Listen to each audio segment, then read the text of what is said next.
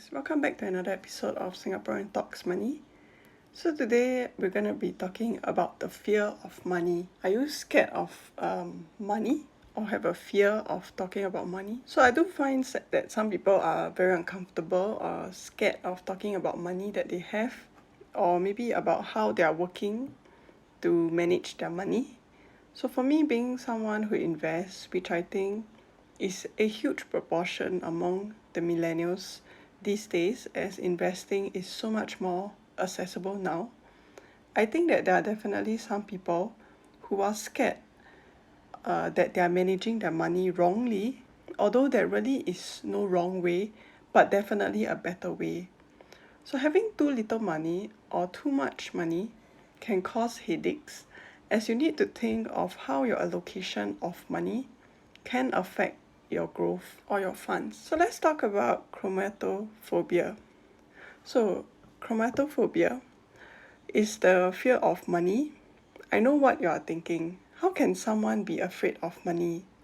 Well, it is not just the fear of money, but it covers from the fear of spending money and the fear of thinking about money to even the fear of touching money.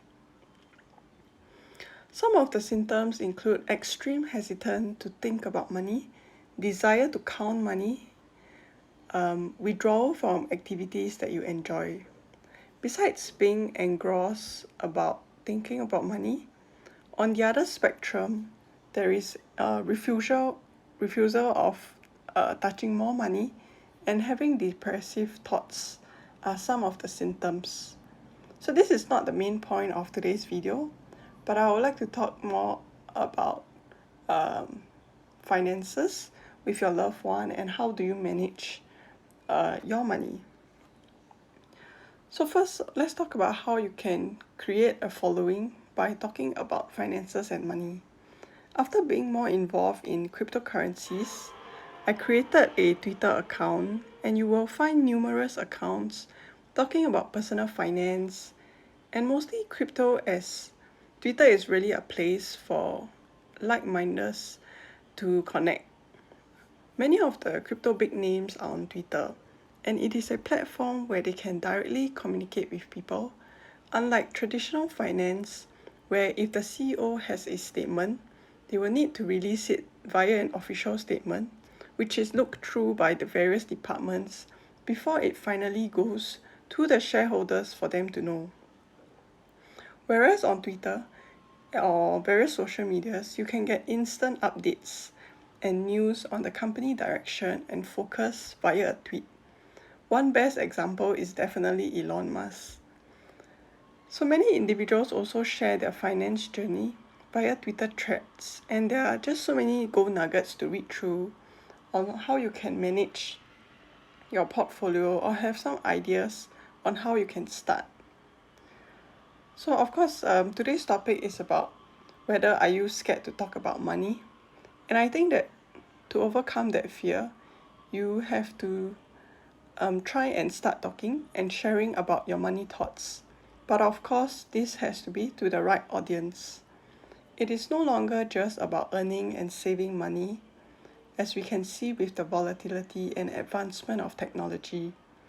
Jobs are no longer as secure, hence people are thinking on how to make their money work for them. There are many individuals who choose to pursue their passion, and for that to happen, some require a buffer amount or even a starting capital, and building that up requires time and effort. Investing is a way to grow your money or beat inflation at the very least. With investing, emotions play a huge role in managing our money. Having to deal with the volatility, which I have to say is huge in the past few months or years, as more individuals start investing due to many factors. So talking about money and sharing your thoughts about it is good. Of course, you have to find someone you are comfortable with or want to learn from.